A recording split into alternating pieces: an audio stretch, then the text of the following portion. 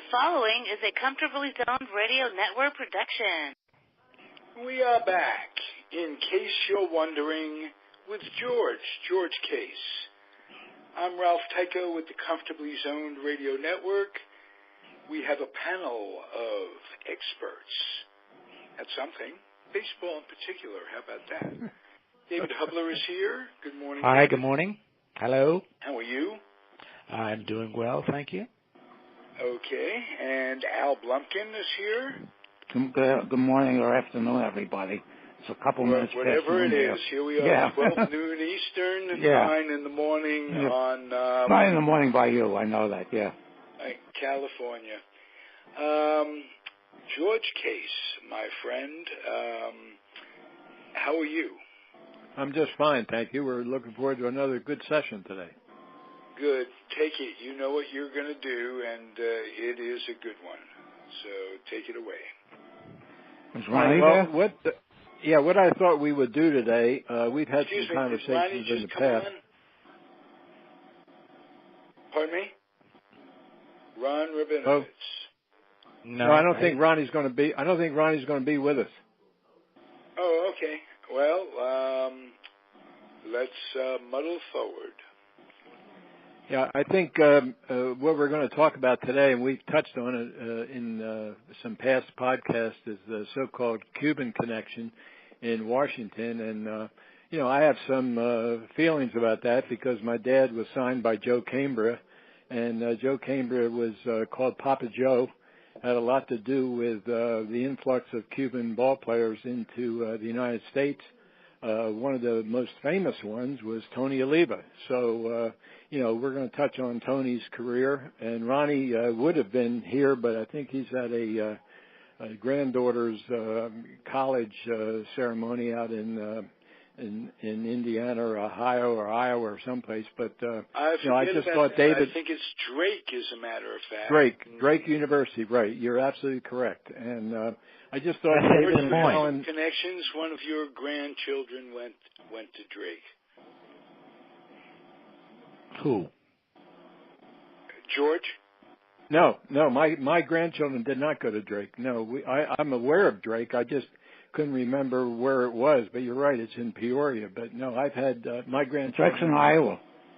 Iowa. Okay. It's in Des Moines, isn't it? Yeah, I think so. Yeah. Des Moines, is that where it is? Okay. Yeah. There's a couple of those schools out there, and Butler and Drake, and they're in the Midwest. My grandchildren. Yeah, Drake. The reason I heard about that is Pitt played them in the NIT when I was a senior, and then they actually made the Final Four one year when the UCLA was dominant, and UCLA had a tough time before they disposed of them. Yeah, well, Drake always had a pretty good basketball program. They're, what they call a mid-major, and they've always been pretty good. So, but in talking about the Cuban connection, stood out from Drake. I'm just curious. Any basketball player? No, not really. Because the star of the team when they lost to UCLA really, didn't cut it that well in the NBA. Okay. Well, at least I think their mascot was Donald Duck. Yeah, Bulldogs, I think they're called. Yeah. Yeah, I think Bob Gibson. Didn't Bob Gibson go to Creighton? Creighton, yeah.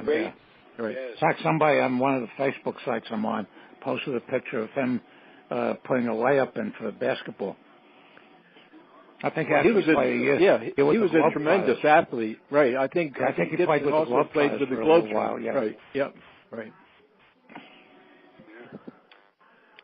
Okay, let's talk. Before we start on Cuba, I'd just like to mention that the preeminent historian of Cuban baseball, who's a longtime SABR member and prolific author, named Peter Bjorkman. I don't know if you remember him, George. Yes, I do, and I know that he passed away. He passed away from a heart attack at Havana Airport on the 1st. He was 77. Had a heart attack right in the airport there. It was very sudden. Is that where it was? Okay, because I just saw something the other day about it. I didn't know all the details, Alan. So I knew. My friend Tom Zacco had Mr. Bjorkman as a English teacher in high school before he started, before he took up the whole thing with Cuban baseball. He was recognized as the authority. Right. Well, what I didn't know, Alan, when I saw that about Peter, is that he graduated from the University of Hartford up in Connecticut, and my sister graduated from Hartford. So, I didn't realize that he went there, but I certainly knew of his wonderful baseball reputation. And my friend Tom Zacco lives in Rocky Hill, which is one of the next towns over. So when Bjorkman graduated, in fact, he posted a picture of Peter when he was, teaching high school back then, right after he got out of college or wherever, or law school, wherever, and, he looked very, very young at the time. While we're talking about Cuba, Alan, I'm curious, while we're talking about Cuba, how did he develop that connection to Cuba? I don't know. According to the article, that, he became fluent in Spanish, and for some reason, when he's in Florida for a while, and he just got totally interested in that, and got away from the life of academia to do this for basically a lifetime. Right. I mean, he was down there before during the whole embargo of flights. He was down there probably against the wishes of the government when Fidel Castro was in power there. Right. Well, I'd be curious because that's what we were going to talk about, and I thought that David. I think there's a full obituary on the Sabre site. Oh, is there? Okay. Yeah. Good. Well, I'm going to take a look at it. I don't feel adequate enough to give the whole thing, but it's on the Sabre site. That's where I picked up a lot of the stuff I just mentioned. Sure. Yeah, I'll take a look at it. David, are you there? Yes. Okay, I thought maybe we'd start this a little bit. I've got some history of Washington and the Cuban connection, but I thought you might want to touch on it as far as World War II, because I'm sure that some of the Cuban players are, part of your book and what you talked about during the war, because Clark Griffith certainly had to rely on some Cuban players over the years, and that World War II era had to be one of them. So do you have a few names that you want to talk about? Well, he had about the one year that sort of stands out in terms of the Cuban ball. First of all, the Cuban ball players were not considered black players in some circles. Among the Negro League sports writers like Sam Lacey, they were considered almost like scabs because he thought, Lacey and some of the other African American press writers thought that this is how Griffith was getting around the integration issue by bringing up dark-skinned Cubans whom he claimed were not really black African, what we would call African Americans today. So there were about 5 of them. In 1944 was really interesting because the Cuban ball players, most of whom were residing in, had some sort of domicile in the Miami area. They were there on a 1 year, almost like a work visa. Well, it was a work visa of some sort. I forget the designation. But and that allowed them to come in to the States for spring training, stay for the season, and then go back to Havana or wherever they came from in Cuba. Well, toward the midpoint in the season of 44, the War Department changed the rules, and suddenly anyone who was in there on this particular work visa was required to join to enlist in the Army. In other words, be drafted. And the Cuban ball players balked at that. Their choice was either to do that or go back to Cuba and perhaps even go into the Cuban Army, which had even fewer benefits, including a virtually non-existent salary. So the Cuban ball players, there were about 5 of them, and I'm trying to think of a couple of the names of them at the time, were indecisive at first. Then they settled on, yes, they were going to leave.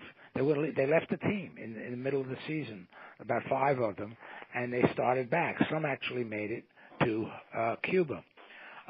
Griffith then worked his magic with the War Department and with the Selective Service system because he was a good friend of General Louis Hershey, who headed up the Selective Service system for many, many years thereafter. In fact, my own draft card, which I still have, bears his signature on it. But in any case, what happened was that he was able to convince them to rescind that restriction, and the Cuban players started to come back.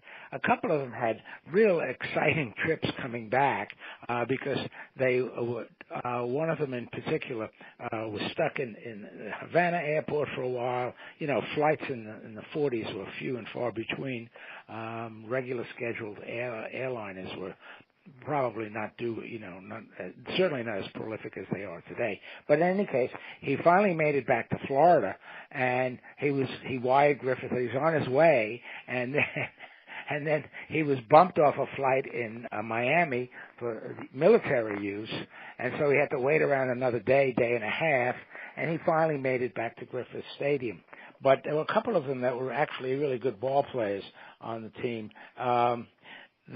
The other issue that should be noted is that they were subjected to tremendous racial abuse by the other teams, especially by the St. Louis Browns. St. Louis was a very racist city in those days, and when Washington would come to town, all hell would literally break loose. The Browns, from the dugout and elsewhere, just the invectives that they hurled at these guys were just nonstop. In fact, at one point, it led to a big fight and this was also in '44, led to a big fight between the two managers who previously had been good friends, Ossie Blugie. So the Cuban players did have a very short but interesting career during the war years. But Griffith was always very open-minded about bringing the Cubans in, and that was one of the defenses for the notion that he was not a racist, because he would play these dark-skinned black Cubans. Well, you know what, David, you're absolutely right. That's why I wanted to ask you to mention a few of the players during that era, because Washington baseball and Mr. Griffith, we've talked about before, Mr. Griffith pretty much operated on a shoestring because he had to rely on the baseball for his income, and he was able to enlist the aid of Joe Cambria. Joe Cambria was his one super scout and really, mined Cuba. For Mr. Griffith, signed over 400 Cuban players, many for very, very little money, and some of them were very talented. And my dad, I remember him talking about, a lot of the Cuban players, they were very, very friendly as far as the American players when it comes to baseball, but they certainly did have a cultural problem because, they didn't speak English, and the culture in the United States is certainly radically different from the culture in Cuba. So that was a problem that had to be overcome, and my dad said that he recalls sometimes they really never had a problem speaking baseball language, but certainly speaking English. And on occasion, they would need someone who was Spanish-speaking to be in English to be able to translate for the Cuban players. So, that was a severe problem for a while in Washington in particular because of the preponderance of Cuban players. I took a look. In 1939, there were 2 Cuban players on the ball club. 1944, 45, there were 5. And then in the 50s, there were 6. So, there was always quite a few Cuban players there in the system. Some of them were outstanding players. And Joe Cambria was legendary, and the Cubans all referred to him as Papa Joe. He was extremely well known in Cuba. The story was that at one point he even scouted Fidel Castro. And whether or not it's true or not, but, supposedly his scouting report was that, Castro certainly, didn't have caliber talent to make it into baseball. So obviously he was, ordained to be, a Cuban, and lead the country, the revolution. But he did have a look-see by Joe Cambria with regard to his baseball ability. Yeah, and he liked baseball too. I remember. I do have one personal incident that I've always enjoyed telling because it's sort of poignant. The genesis of my book, if you recall, I said was a novel that I was working on for a good number of years on a part-time basis. And I did try to get in touch with a number of the ball players from the 44 team. I was going to concentrate on 1944. And I was able to, through the Baseball Hall of Fame and through some other channels, I was able to get the addresses of a number of the players who were still on that team and was able to call a few of them. Well, among Early Wynn being one of them, who refused to be interviewed. But in any case, one of the Cubans was a fellow by the name of Mike Guerra, and he was a catcher. He was a second-string catcher.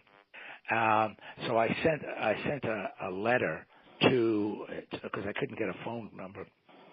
I sent a letter to his home, or what I thought was his home, and I didn't hear anything for a good number of months. And then finally, I got in the mail, I got a letter from Mrs. Guerra, and she told me that Mike had passed away in the interim, but that he was so happy to hear from someone who remembered him playing for Washington. And I put that in as after. Yeah, I mean. And that has to make you feel good about what you're doing. Yes, it certainly did. It certainly did. Yeah, you know what, David, that's really interesting because Mike Guerra was one of 3 catchers on the Washington Ball Club in those years because they had 5 knuckleball pitchers. So they had Jake Early, they had Al Evans, and they had Mike Guerra. And my dad and Mike were very good friends. As a matter of fact, I have some photographs of Mike in the Washington Ball Club. So it's interesting you said that because there's another old time Washington player who just I think 2 years ago, Connie Marrero, great relief pitcher. There was a picture of him. He was 100th birthday with a big cigar. Right. Yeah, when he died, he was 101. He was the oldest living player. As just a quick addition to that, in my novel, I eliminated Al Evans as the number 2 catcher, and I inserted my fictional character so that I could continue with the narrative form. So Guerra became the number 2, and my character.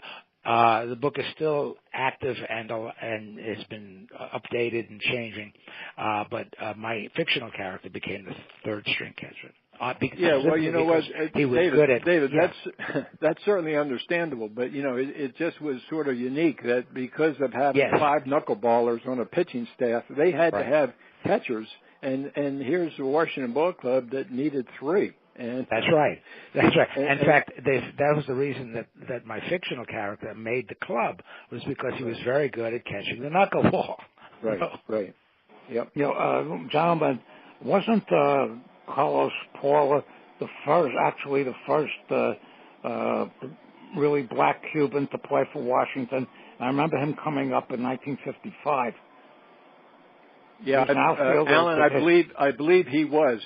Carlos Paula was black, but he was a Cuban, and I think that was, certainly the so-called, break that Washington had when it come to integration. That they did have a black player on the team, and it was Carlos Paula, and it was 1955. You're absolutely correct. Yeah, but then they sort of dispute that because he was a Cuban, a black Cuban, not an African American. He was Cuban. The book on him was he could hit, but he was a real butcher in the outfield. Well, you know what? There were some players. There were some players that were really very good. The one thing about a lot of the Cuban players is that they were very good in the field. A lot of them were infielders. Outfielder. I'm not sure about their skill level, but there was also some very good pitchers because you had, Pedro Ramos and Camilo Pascual. They were both signed by Joe Cambria. So there and Marrero. So there were some very, very good Cuban pitchers in baseball during that era. But the first great black Cuban who, I think gets short shrift, and I've been pushing him for the Hall of Fame, which he'll probably never get into, it was Minnie Minoso.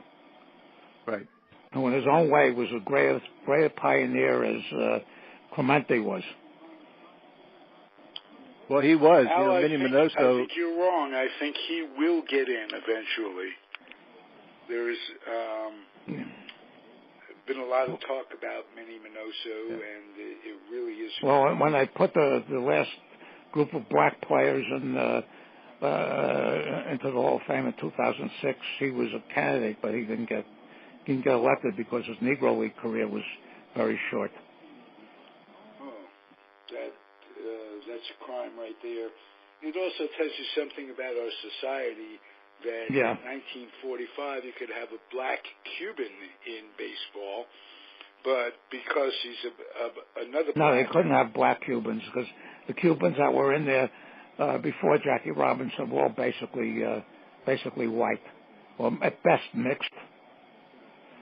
Yeah, they were more than white. I mean, they were you might call mulatto or mixed, even like a cinnamon color ball player.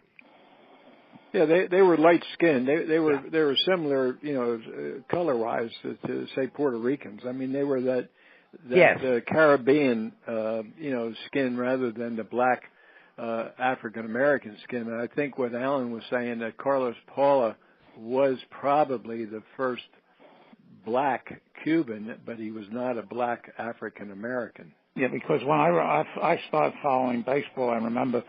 The Senators had three pitchers that were starting rotation. They had Conrad Marrero, Julio Moreno, and Sandy Consuegra. Later went on to have a terrific season for the White Sox. Right. Yeah. Well, those Cuban players, it just so happened that Joe Cambria was the guy who really scouted for Mr. Griffith and brought him in. But Joe Cambria also, signed a tremendous amount of American-born players. My dad, Mickey Vernon, Walt Masterson, Eddie Yost, Early Wynn, the list goes on and on. So Joe Cambria really started, the minor leagues as far as, mining the field for American-born players, and then with the transition, went into the Cuban players because of the budget that he had to work with. So. He always laughed, and my dad laughed. He said, Joe, he was a part owner of some ball clubs, minor league ball clubs, and he was able to, get these players like my father and Mickey and Masterson for very little money. But on the other hand, he was able to get the Cuban players for almost no money. They were just very, very happy. Over 400 players were able to, sign, a major league or a professional contract because of the efforts of Joe Cambria and Clark Griffith. Did your dad play winter ball, George? No, he didn't. He didn't play winter ball. He was fortunate because he was in the minor leagues only for really a year and a half. He started in 36, played that season. Then was a September call-up in 37 and went directly to the major leagues. So he was pretty much established and didn't go to winter ball, although during his coaching career he did manage down in the winter league for Washington Ball Club in the 60s. So he was familiar with winter baseball, but he himself didn't have to play it. Do you remember the first baseman with Washington, Julio Becerra? Right. Did you guys know him at all? Yeah, I happened to meet him. Yes, we did a symposium at the Legacy of Griffith Stadium back in it was back in 2001, and Julio was one of the players that I invited because he did play at Griffith Stadium, and he was a very, very interesting, very fine gentleman. I enjoyed being with him for a couple hours. So, yes, I certainly do remember Julio Becerra. One of my first baseball cards, if I harken back. The thing I remember most about him was that in 1957 they stole 13 bases as a team, Washington, and he led them with 3. I remember when I first discovered this a number of years ago, and I was very shocked. Alan, what year was that? 57. 57? 57, yeah. Yeah, well, they were probably at the time relying on the home run ball because they had Allison Killebrew and Lemon and Severs and all that. So, and the shortstop was Jose Valdivielso, who I think was also Cuban. Right. Well, that's funny when you said that, because when I think of base stealers, my dad was a base stealer, and that's why his high was his high was 61 in a year, and here you are, you're talking about a guy just 10 years later, leading the ball club with 3. That's unbelievable. Did you see the picture you saw? 61, was that a record at the time? What, his 61? Yeah. Well, he tied Ben Chapman in 31 had stolen 61, and my dad tied him. My dad actually, on the last day of the season, the last 2 games of the season, he stole 5 bases to get to 61. He tried to break it, and he got thrown out. So I know, he was trying to get 62, which would have been the highest since, the era of Cobb and Milan and those guys. But, yeah, my dad was the most prolific base stealer from, I think, 1920 to like 1960, about a 40-year span. And then, Aparicio came along and then of course the great base stealers, later on. But my dad used to maintain that he could have stolen 100 bases, like the, Henderson and Brock and those guys if he had run. But back then they pretty much had a rule, that if there was 2 outs, you didn't want to get thrown out stealing, and you would never steal third base. If there were less than 2 outs, because you were in scoring position on second base, why take a chance of getting thrown out at third? So they just didn't do that. So George, did you see that picture that Tom Zacco posted? Yeah, of my dad. Yeah. Yeah, the one that was in Hawaii, I think, when he was. Yeah, because I see the H on the cap there. Right. Yeah, he was managing Hawaii in 65 and 66, and I saw that, and thank you for letting me know. Oh, you're welcome. Look at it. Yep, right. When I saw that, when he initially posted that, I called him up and told him, and I had to let you know, about that. Right. Hey, George, that raised a question the other day when we mentioned your dad coaching in Hawaii that I had, and we never got around to it, but I was just wondering, how did they play a schedule? I mean, they were all the way off in Hawaii. How did they David, that was I've told people that was the downside of it. The upside was obviously living in Hawaii during baseball season. The downside was the road trips. My dad, he said that he would have stayed in Hawaii, but he just got worn out being in an airplane. They would take a road trip. It would be 2 to 3 weeks at a time. And they were up in the air all the time. So that's it. When they were home for a couple of weeks, but they were on the road. And that really was the reason why eventually Washington, dropped the franchise with Hawaii, was because of the travel expense. Yeah, and also there were prop planes in those days. It took a long time to get. Well, yeah, they did. I think my dad, they had some jets, but I think he told me one year that he flew over 100,000 miles between. Oh wow! Between Japan, he went to Japan that year, and then Hawaii, back and forth to the States all the time. So it was a drudgery for an older person. A lot of the younger players, obviously, they thought it was a pretty glamorous life. But when you're up in the 50s and 60s and you're hopping in airplanes and spending, 3-4 weeks at a time in traveling, that's no fun. Did you go with him? Did you live in Hawaii? No, I didn't. My mother and sister did. I was working at the time, but my mom and sister, they had an apartment on Waikiki, and the Hawaii fans, they were wonderful. They brought them fresh fruit every day. My dad and mom and sister really enjoyed. My sister learned to hula. I've got a picture of her in a hula skirt, and And what the Hawaiians always did, and I've got pictures of that as well. When they would come back, they would greet them at the airport with a lei, and they'd put it around their neck, and it was just part of the traditional, Hawaiian greeting. It was very nice. The people in Hawaii were wonderful. My mom and dad, really enjoyed the relationships of the people that they met. It was just that the road trips just finally did them in. Yeah. Plus, George, I was thinking that a AAA team isn't where your dad would get a lot of satisfaction in coaching, given his Ralph, my dad was a teacher more than a coach or a manager, so he really enjoyed the fact of AAA, and then in 61 to 63 before that, he was coaching with Washington, and in 68 he was coaching with Minnesota, but his real gift was able to communicate with young players. So he enjoyed very much working up in Oneonta, New York, which was a short season A. And a lot of these kids were first-year ball players out of college. And my dad really enjoyed, and he had a lot of, managers and recommendations from people that say, hey, George, this is your gift. You have that ability to teach, and you have that ability to work with youngsters that tell them what professional baseball is really all about. My dad used to always say, he said, one thing you're going to learn if you're with me, you're going to have a good breakfast in the morning. You're not going to go to McDonald's. You're going to get sleep. You're not going to do drugs. You're not going to do all this kind of stuff. He was very straight-laced when it came to that. But he also would say, you're going to learn to play the game the right way. And that was his thing. And I've heard from so many of the players who played for my dad, they said, it's just a wonderful teacher and what a wonderful person he was. And I was very, very, pleased over the years.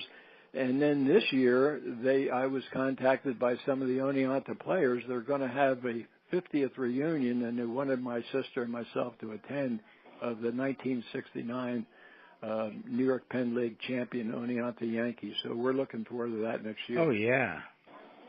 Yeah, absolutely. You'll have to tell us about it. Yeah, I really would.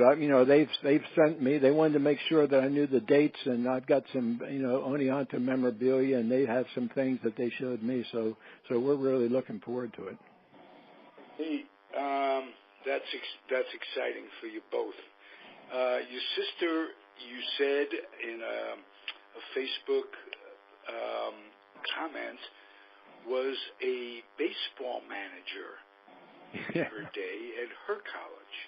Yeah, she was. That's when Alan had mentioned about University of Hartford. When she went to University of Hartford, the baseball coach, he knew her name, and he said to her, he said, Robin, he said, what do you know about baseball? And my sister said, well, I know the game, I know the players and all that, but I've never been a player myself.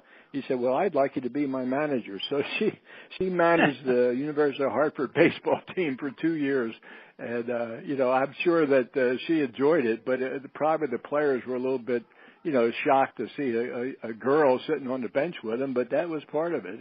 And she knew baseball from being around my father, but she certainly wasn't, a baseball fan or somebody that knowledgeable, but she could certainly, talk baseball if she had to. And when the coach of the University of Hartford baseball team asked her, she was thrilled to do it, and he recognized her name and felt that she would be a good addition to the team.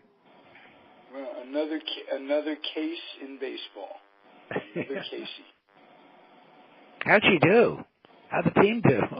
Well, they were pretty good back then. They were, I think, Division II or Division III. I think they're Division I now. Oh, really? Hartford. Wow. I to be honest with you, I wasn't sure that I even knew, where she was going to school. And one day she said to me, she said, yeah, I'm going to go to the University of Hartford. I said, why'd you pick that? She said, well, I like New England. And it just so happened that she met her future husband up there, and they lived there. And, Hartford was something that she liked. And the fact is that I took her up there with my mom and dad on her first day.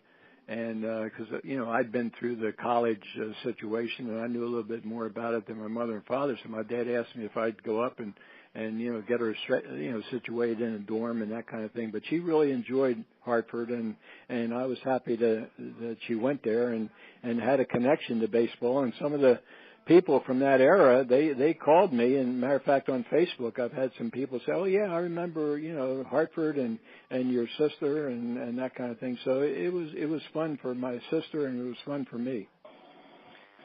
George, what was the recruiting process like for you? You were an athlete yourself, and you're coming out of high school. You ended up at in New Jersey. I went to Rutgers, and my dad had been the baseball coach at Rutgers for 10 years. And when I was coming out of high school in basketball and baseball, the recruiters would come around because I had some talent. But my coaches, I always told them, I said, look, I'm going to Rutgers. So I'm going to play for my dad. And if anybody is interested in me, I appreciate that. But you can just tell them that, I'm going to Rutgers. I've already decided. And that was from a very early age. I mean, I started going up to Rutgers to watch Rutgers baseball with my dad when I was 10 years old.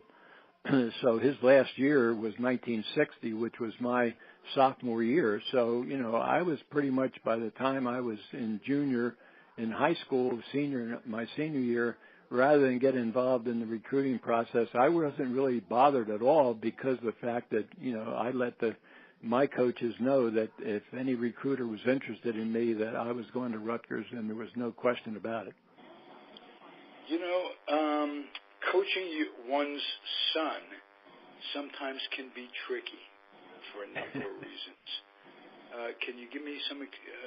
Well, it was tricky in a way, because I had to, from the very first day I was there, my roommates and fraternity brothers and all, they would say, "Well, what are you going to call your old man?" I said, "Well, I'm going to call him Coach on the field, but he's my dad, and I'm going to call him Dad at home." So, that was a big issue, what I would call him on the field. And actually, my dad told me before the season even started, he said, "You know what?"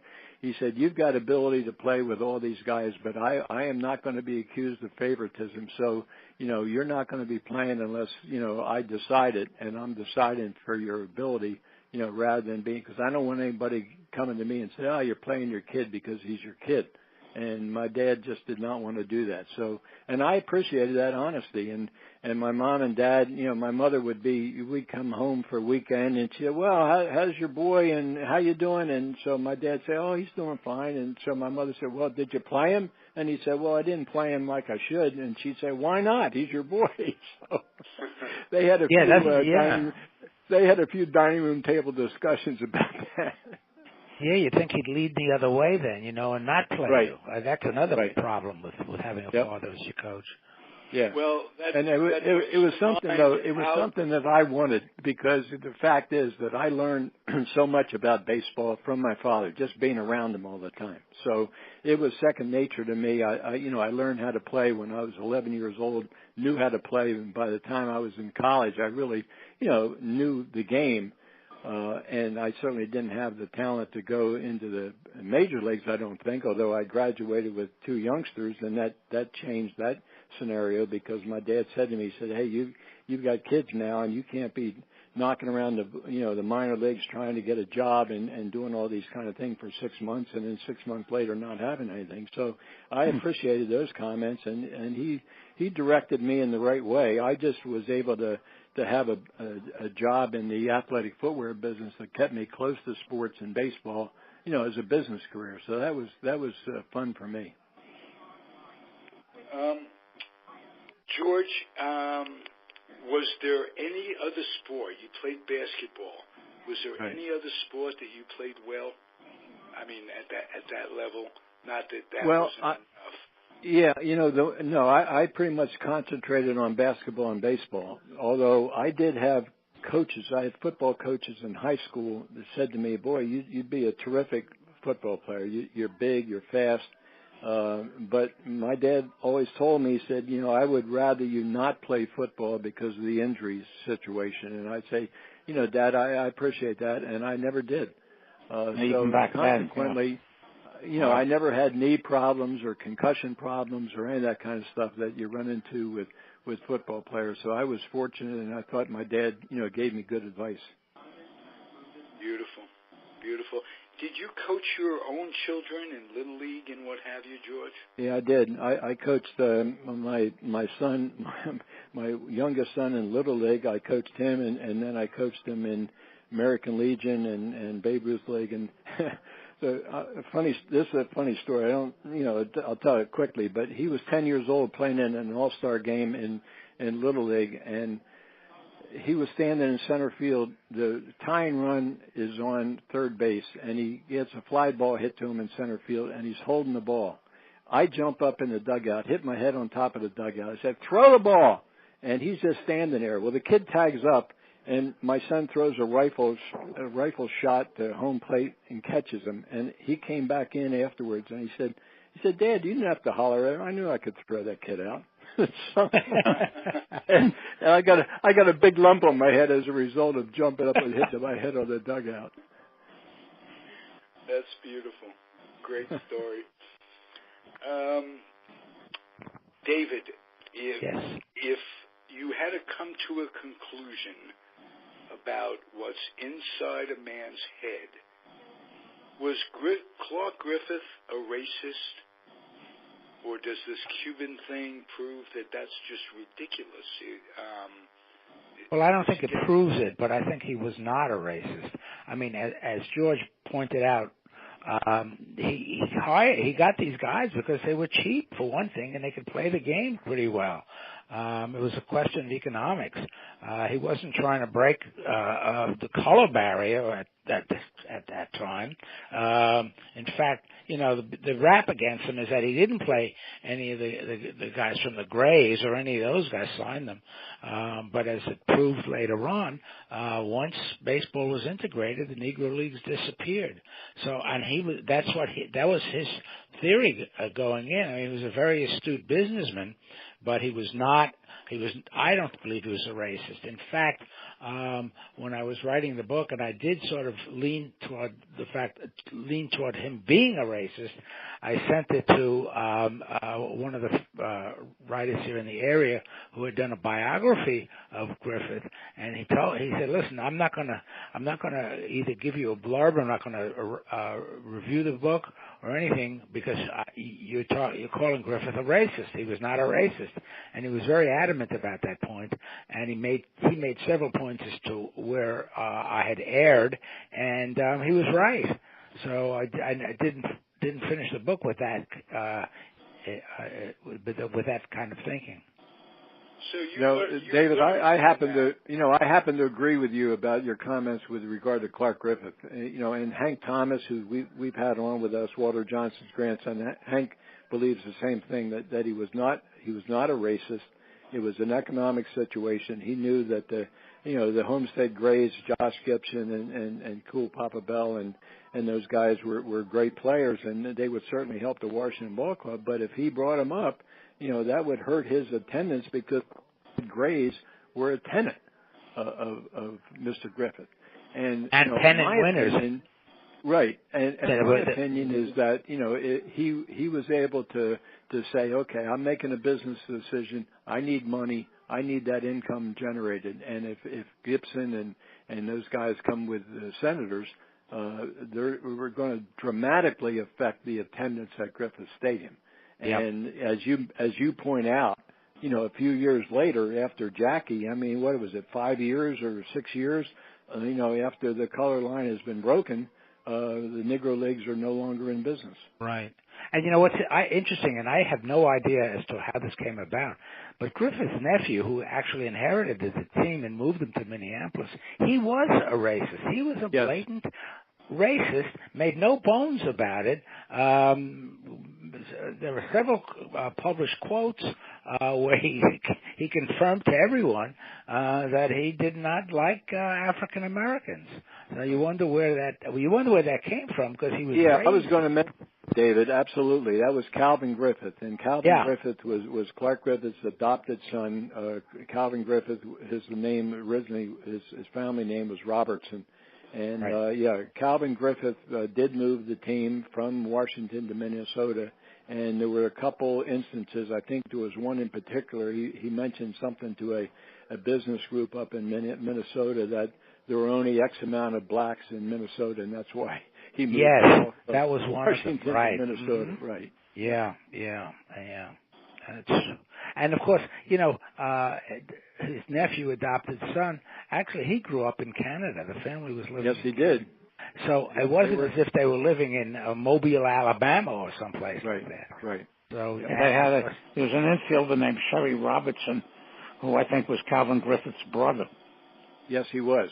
Yeah. Yeah, Sherry. There was Sherry and Billy, and the Robertsons. They did not take the name Griffith.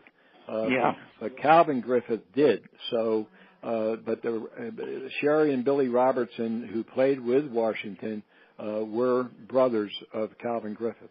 Yeah, and they did that, and they had a brother-in-law named Joe Haynes, who I remember reading about in Bill Veckers and Rec, that they got the White Sox got him from Washington, from Cleveland, I think it was. Yeah, Joe Haynes. Right, Joe Haynes. Yeah, Joe Haynes, and he was able to trade him to Washington in a deal where they got Mickey Vernon and Early Wynn because Griffith couldn't stand his son-in-law pitching for Veck. Well, it's funny you mentioned about son-in-law. You know who else was his son-in-law? And this will show you about the economics.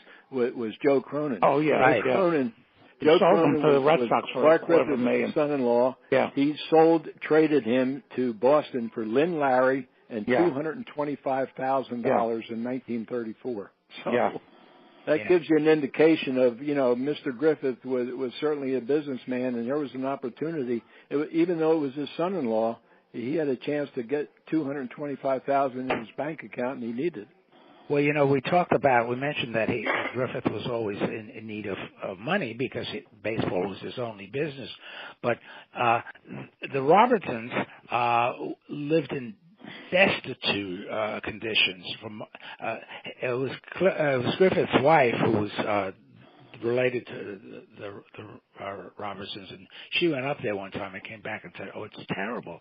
They don't. He doesn't work.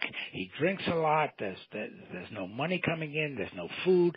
And that's when he decided to adopt Calvin and bring him into the. And his sister, I think, came too, but the other kids followed later. So he was probably, I would say, probably more than just giving them some support. I think he was supporting the whole family for a while.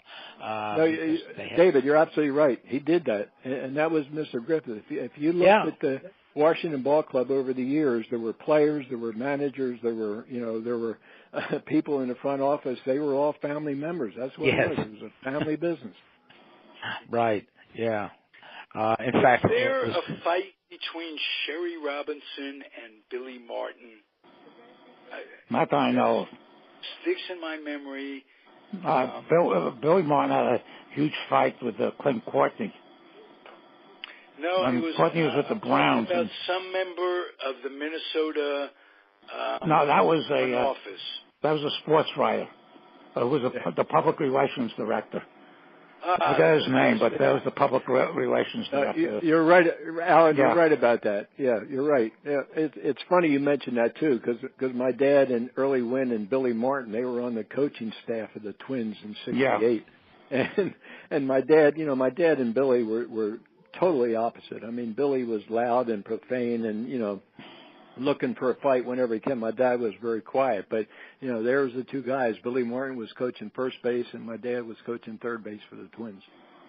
Oh, cool! Very cool. There's a wonderful article about Billy Martin in the Sports Illustrated issue, the cover page, 14 back, Hate Fate in the summer of '78. Which goes not into it's interesting. It's a wonderfully written article by Tom Verducci. It's not about the playing on the field so much as it's what went on behind the scenes in the clubhouse and in the dugout. And it's just a great article. And of course, that was the one when Billy Martin said that one's a born liar about that was the end of Reggie Jackson, and one of the others convicted about Steinbrenner, and Steinbrenner fired him the next day, and Bob Lemon took over for the rest of that season. All of a sudden, they started playing well. Yeah, and the one fight that he had, that I had a sort of personal tied to. He and the New York Post's Henry Hecht got into it one time. Yeah. And Henry had been a camper of mine when I was a counselor back in Connecticut. And I sort of followed that because Henry was no match for Billy Martin. I mean, he would have been destroyed. He was a little kid, and he was not a big man at all when he grew up. And but he had the same kind of personality of Billy Martin, and I think that's why they clashed so much, because he was always digging, always going against the grain. There's that great photograph in the Yankees dugout, Reggie and Billy, going at one another. Yes. Well, when Martin confronted Jackson for not hustling in the Yankee dugout, Yogi Berra and Nelson Howard had to separate them. Yeah, he pulled him out of the game. Yeah. Right. Pulled Jackson out of the game.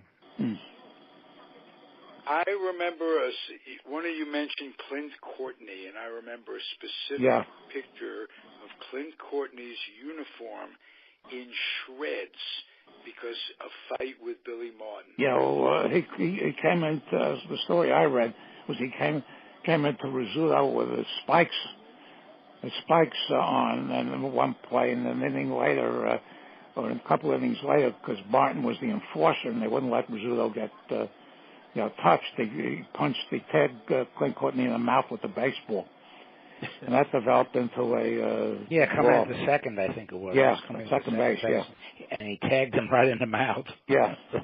Yes.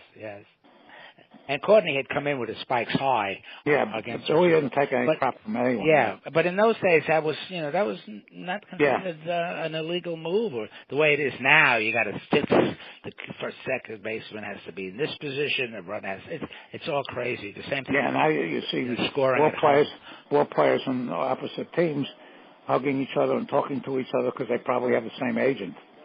Well, yeah, but they also. You're probably right about that, Alan. They got the same agent making the same kind of money. So.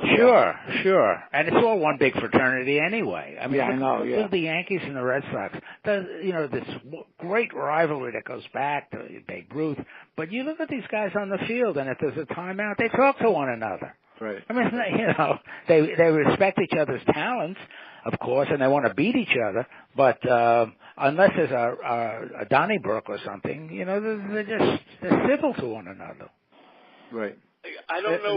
Most of the Donnybrooks, if you watch them, I mean, there's been some really good fights, but most of them are just pushing and shoving. Yeah. And rolling they don't really get into it now. Occasionally, you'll get somebody, who'll charge the mound and take a swing. And I think there's that one picture of Nolan Ryan and Robin Ventura. I mean, Nolan Ryan gave a couple of shots to Ventura's face. I mean, there are some fights, but a lot of I remember, Slaughter was with the Yankees. They had a ball with the White Sox. You see Slaughter, there's a picture that's very famous of Slaughter coming off the field with his uniform shirt totally ripped off and his hat on backwards. And there was another one in the 50s between the Braves and the Dodgers, which involved Johnny Logan and Eddie Matthews from the Braves end, and those two guys were not shy about mixing it up. Well, look what Pedro Martinez did to Zimmer, with Don Zimmer. Threw him around. Poor old guy. But George is right. Most of them are shoving matches. Yeah. Right. Well, you mentioned fraternization back in the day. I remember reading, I think it was... There were fines. There were fines against fraternization back then. They could get fined for that way back when. Okay. Well, I remember reading in the Ted Williams book when DiMaggio was going for his streak, and he'd be in left, and his brother Dom would be in center.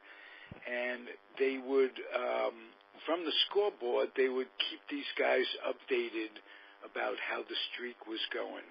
And I remember the quote, Ted Williams shouting out to Dom, your brother did it again, or this, that, and the other thing.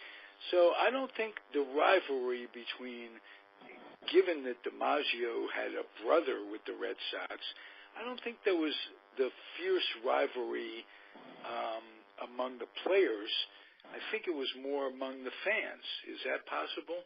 Yeah, because I read so, with Dom DiMaggio in 1949, I think this was discussed in Halberstam's book, had a 34-game hitting streak, and Joe made an excellent catch to stop which helped stop that streak. So, I mean, but I think you're right. I think that, because Dom DiMaggio, Pesky, and Dora are very close to Ted Williams.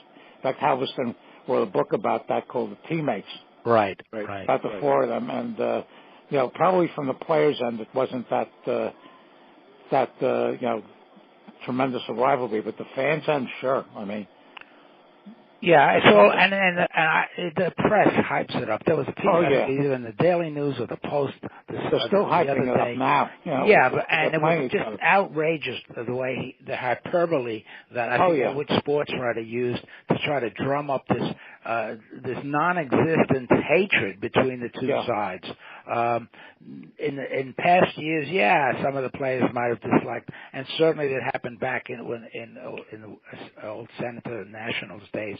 But you're right. I think today it's because they have the same agents or similar, they know one another, and they're all making a lot of money, too much money that they're going to jeopardize it by getting into real fistfights and getting hurt. Yeah, they also David and Ronnie, and David and Alan and Ralph. A lot of them are also at some point they become teammates. So they might be rivals on the field and all that kind of stuff, but they're probably pretty friendly. And at some point in time, they might even be on the same team together. So that's part. Yeah, the way part of baseball. That's part of the fraternity in baseball. Yeah, and look at, that's what I meant when I said it's like one big, organization. You just move parts around. That's what MLB is. Money-making machine. Yes, no question. Hey, guys, what a nice show. This was fun. Yes, it was. This group is always my favorite, whether it's Sunday afternoon or Tuesday evening. Yeah, I really like it. It really does a lot for me. Mine too. I have to mention this group. We had a discussion on my New York baseball Giants last Tuesday. It was one of the. I was just so thrilled. Hal Bach was a fellow New York Giant fan, and to get his impressions on his memories when he was a kid. This is so much fun for me, guys.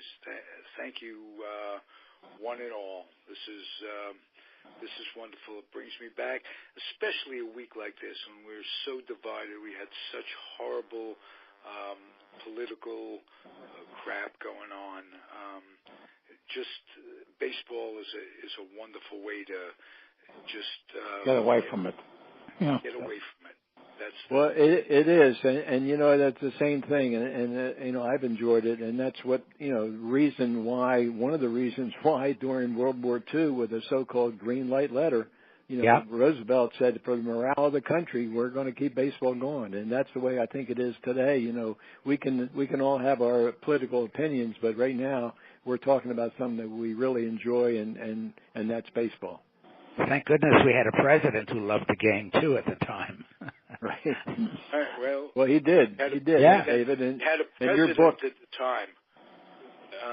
That says it all. Listen, guys, before it does get political, let me just say it's the Comfortably Zoned Radio Network, and we're going to have a quick commercial. George Case. Give us a commercial. Well, thank you, Ralph. We're one of the sponsors of the Comfortably Zoned Radio Network. Our DVD, Ballfield to Battlefield and Back, from FDR to JFK, and it's a 60-minute color and narration by my dad and Mickey Vernon. It's all about World War II era baseball, and our website is www.timelessbaseball.com. And anybody who's interested in buying the DVD, of which we've sold many. We're now offering a 10% discount. It's $29.95, including shipping. So if you mention GWC as a promo code, and that ties us right into the Comfortably Zoned Radio Network, and it's a 10% discount. So we look forward to hearing from everybody, and I'd like to say to Ralph and to David and to Alan, it's always a pleasure for me to be on with you guys. Yes, same here. We'll do it again next week, same time. Alan, same bad time, same bad channel. Love hearing it. Thank you, gentlemen. Yeah. Comfortably Zoned Radio Network. Okay, goodbye. Bye-bye, everybody. Bye-bye. Bye-bye.